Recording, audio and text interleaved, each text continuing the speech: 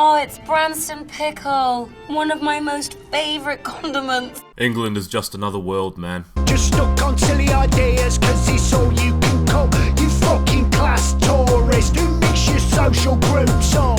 The Sleaford Mods are a Nottingham duo that transform rants into raves. I have a theory that they accidentally struck the spirit of punk when Andrew Fearn was testing out his new drum machine, while Jason Williamson practiced yelling drafts for the opening monologue to Trainspotting, which might not actually be that accidental. They yell about how Britain is shit, life is shit, the world is shit, and shit itself is less shit than the shitness of all the other shit. And the amount of profanity in that sentence is still not as frequent as the amount of times that Williamson drops a rancid old cuss word, not driving the point home, but flooring it into the neighbour's fence. The only lyrics more graphic than theirs belong to the Bewitched song C'est la vie. Paramedics, you should have thought about that one. Heart stopper, boom, clear.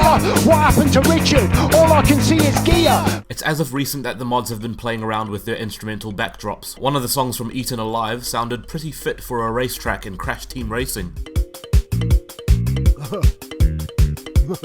They've also pissed on idols for their crowd-pleasing, performative punk pleasantries, and having heard their new album Spare Ribs, it doesn't sound like they've even finished shaking out the last urinal droplets, judging by the track Elocution, and especially the more embarrassingly on-the-nose I Don't Rate You. It seems to represent the duo's hatred of fake authenticity, and it's an apparition that haunts everything from our favourite bands, to materialism, to our country leaders, to the point where we reduce ourselves to being the spare ribs that we ourselves can dispose of. And I would believe more solidly that Sleaford Mods were on the opposing force of that if the satire on spare ribs wasn't so stiff and obvious and cliche, let alone funny too. English Tapas is one of the funniest albums I've ever listened to, whereas Spare Ribs didn't make me laugh once. The rants are barely rants at points, and perhaps this is to give the songs a chance to be catchy or hooky for once. I know, I use the SpongeBob screenshot in like every review, but it sucks out the opportunity for any fresh perspective on subjects like Dominic Cummings, aside from, haha, his last name is Cummings. It doesn't mean that there aren't exceptional lines though, like on Top Room, where in the mainstream accents sound like ray beams, or the English streets on the track Fish Cakes being described as a bricked out jail with asbestos acorn trees that hang high. The very rigid and concrete cold instrumentals do a fantastic job of evoking the sense of imprisonment and the real gloomy grey colours, an environment that hasn't seen the sun in a long time. To a lot of people it'll sound like the keyboards in the school music room, but the joke's on you. I miss the keyboards in the school music room. I enjoyed Spare Ribs. Last Wednesday there was an all-you-can-eat special, it came with coleslaw. And I also thought the Sleaford Mods album wasn't too shabby either. But the reason that I'm not as entertained by the Mods' gag of "Oi you prick, fuck number 10, you look like a twat," is the fact that they also did that a couple years before, a couple years before that, a couple years before that, the year before that. It's as if they've boiled their ethos down to a brand, and I'm allowed to be that cynical. There's a whole song about it, 2 whole songs. They've managed to word their observations more eloquently in the past, but they don't wreak as much havoc here in favour of writing better songs, which is a shame because I feel like with each year they do have a fresher take on a subject like misogyny or heteronormativity or their own upbringing, or at least that's what I take from their number one crotch riders, the Quietus, although I myself am the number one crotch rider. Spare Ribs is a set of tidier songs, but if I wanted tidier songs I wouldn't listen to Sleaford Mods. I'd probably hear out their contemporaries, which would probably also piss off Sleaford Mods.